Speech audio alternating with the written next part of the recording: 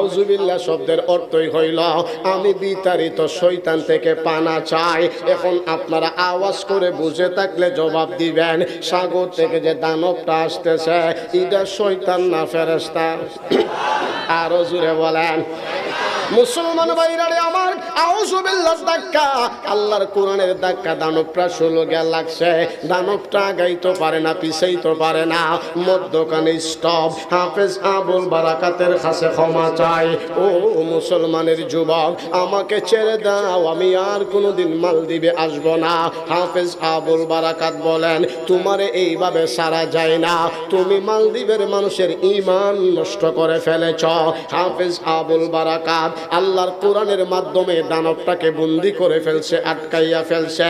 কিন্তু সকাল হয়ে যাবে, এলাকার মানুষগুলো দৃশ্য দেখে ফেলবে। এই জন্য দানবটার কাছ থেকে জনমের মতো ওয়াদা লইয়া দানবটাকে ছেড়ে দিলেন, ডুব দিয়া সাগরে চলে গেল।